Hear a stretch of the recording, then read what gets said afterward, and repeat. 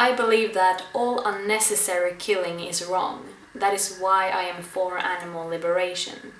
Today we don't live in a world where we have to kill and eat animals to survive. We don't need to eat their flesh, their milk, their eggs, or wear their skin or their fur.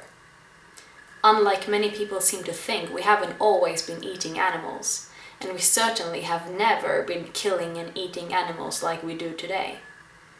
Today we live in a world where we breed over 100 billion animals to kill every year.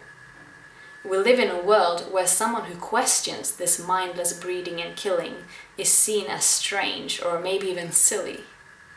Today we consume 4 times the amount of meat that we did only 50 years ago. About 50% of all the food we grow on this earth goes to feeding the animals that we eat. If we didn't filter our nutrients through the body of an animal and instead went straight to the food source, we would have enough food to feed the human population of the world twice over. But today we have people starving because half of the world's food crops goes to animal agriculture. Animals are not here for us to exploit. They are not here to entertain us or feed us. Sure, there were times in history when we humans had no choice but to eat an animal's flesh to survive. That is not the situation today when we shop for meat in the supermarket or when people go shooting defenseless animals in the forest. Today there is an abundance of food to choose from. There are hundreds of millions of people who live healthy, long lives without consuming any animal products. I speak a lot about the dairy industry, and that is because what's happening there is so incredibly wrong. And I also think that a lot of people don't realize the extreme harm that is caused by the dairy industry every single day. It is a surprise to many people that cows actually don't give milk. They are not magical milk machines that spontaneously start to give milk to humans at a certain age. Cows, just like all other mammals, have to be pregnant to start producing milk. So the cow milk production is built on the breeding of calves. All dairy cows are impregnated and give birth to a calf once a year.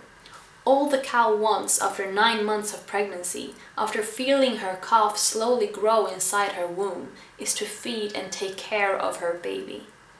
But this is where the human quickly steps in again. We literally walk in and take the calf away from its mother. We do this straight after they're born or after a couple of days.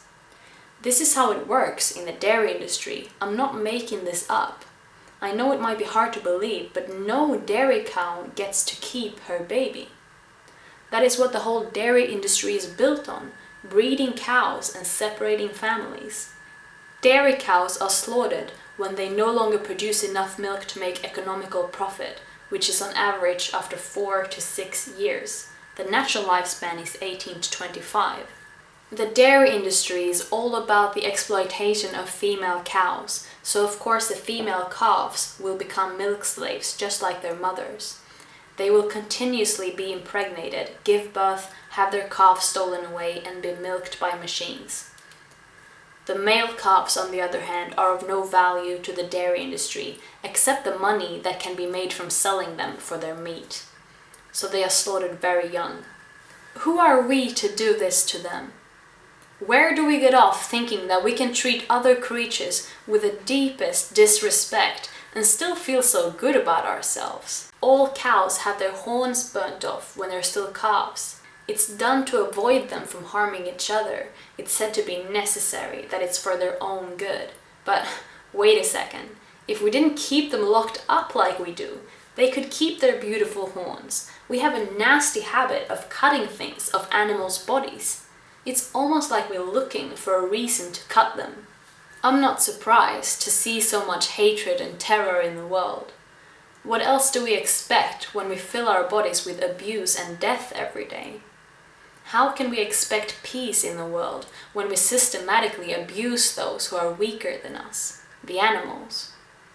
We call ourselves compassionate and claim to know right from wrong, but still so many of us are contributing to this mass slaughter that is happening right this moment. I say we and us because I have myself been a part of it for a very long time. At least now I am actively trying to suck less, which is why I'm vegan. I don't want to be an oppressor anymore.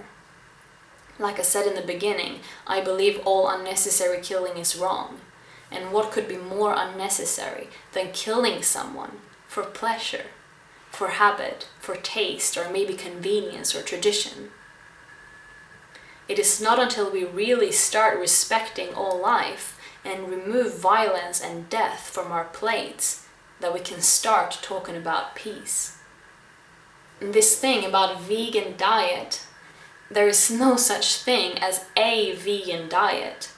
Vegan is about practicing compassion for all living beings. It's about peace and justice. There are hundreds of different ways of eating vegan food. You can be super healthy and eat only raw greens, vegetables, fruits, nuts, seeds, and sprouts. Or you can be unhealthy and just eat lots of pizza, bread, veggie burgers, pasta, rice, vegan ice cream, lots of chocolates and cakes. Who cares? I certainly don't. But more importantly, the animals could not care less if you're eating healthy or not. It is your choice if you want to be healthy or unhealthy. They don't care, as long as you're not eating them, or their babies, or the food they produce for their babies, like milk. I could also talk about chickens, eggs, pigs, sheep and goats, but I don't think anyone can listen for that long. I've made some other videos talking about some other issues, so look that up if you're interested. I will put some links in the description to some nice recipes, books, videos that might be of help to you. I don't want to tell anyone what to do. I want to inform about injustices that I believe many people don't think or know about. And then I hope that my message gets across and that people start to think about how they want to live their lives, how they want to treat other beings, and what effect they want to have on the world. And then I hope that you make choices according to your values. Thank you for listening to me babbling away.